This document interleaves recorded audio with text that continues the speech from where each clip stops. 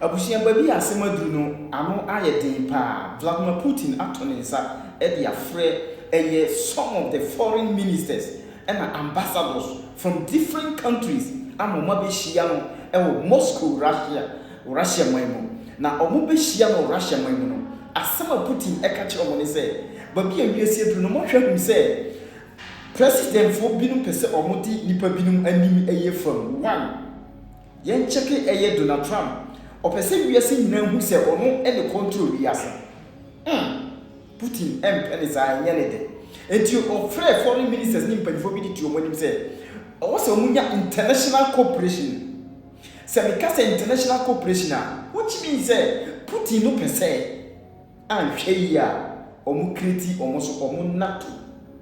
Sɛ ɛkɔba ne saa and the Western Europe for Omasobayashi, since Putin win the source of the Asia and Africans.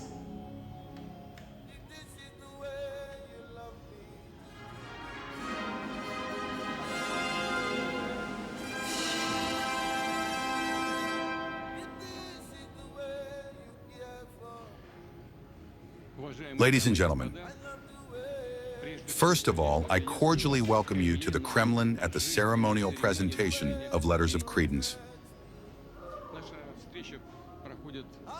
Our meeting is taking place at the very beginning of the new year, when we all make plans for the future and, of course, want to hope that difficulties and adversities, mutual grievances, and conflicts will remain in the past.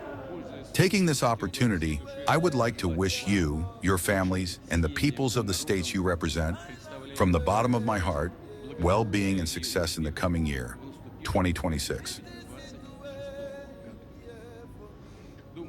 I think you will agree that one of the key factors for the sustainable development and prosperity of humanity is international cooperation.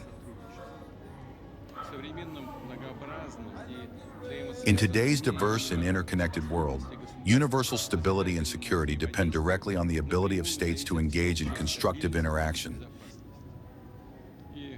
And an open, honest partnership provides opportunities for solving common, even the most difficult problems.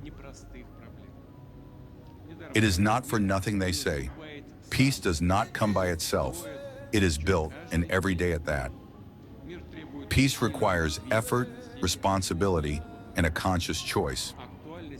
The relevance of this is obvious, especially now, when the situation on the international arena is degrading more and more. It seems to me no one will argue with this. Old conflicts are worsening and new serious centers of tension are emerging. At the same time, diplomacy, the search for consensus, and compromise solutions are increasingly being replaced by unilateral and, moreover, very dangerous actions. And instead of a dialogue between states, there is the monologue of those who, by the right of the strong, consider it permissible to dictate their will, lecture on life, and give orders. Dozens of countries in the world suffer from disrespect for their sovereign rights, from chaos and lawlessness, and do not possess the strength and resources to stand up for themselves.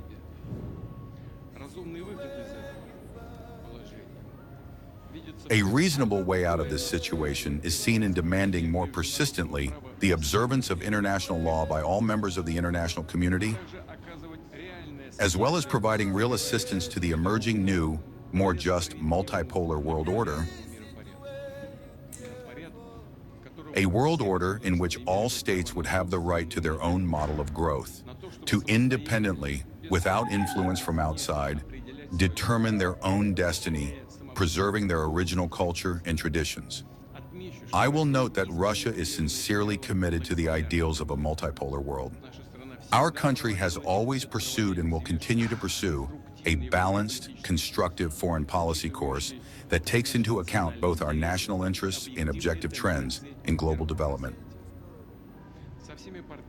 With all partners interested in cooperation, we are determined to maintain truly open and mutually beneficial relations, to deepen ties in politics, economy, and the humanitarian sphere, and to together confront acute challenges and common threats. Russia advocates for the strengthening of the key, central role in world affairs of the United Nations, which celebrated its anniversary this past year. 80 years ago, our fathers, grandfathers, and great-grandfathers, having triumphed in the Second World War, were able to unite, find a balance of interests, and agree on the fundamental rules and principles of international communication, and recorded them in the UN Charter, in their entirety, fullness, and interconnection.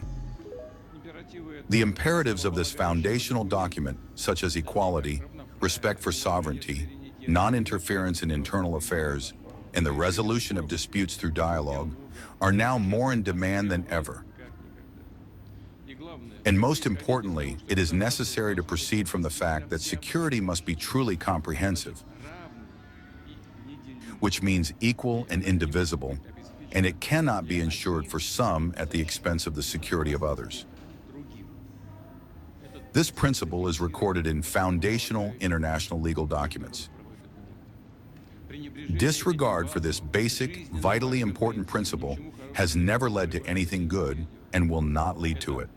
This was clearly shown by the crisis around Ukraine, which became a direct consequence of the long-standing ignoring of the just interests of Russia and the purposeful course toward creating threats to our security, toward the advancement of the NATO bloc to Russian borders, contrary to public promises given to us.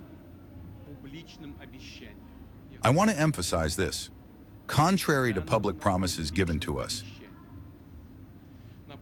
I will remind you that Russia has repeatedly come forward with initiatives to build a new, reliable, and just architecture of European and global security.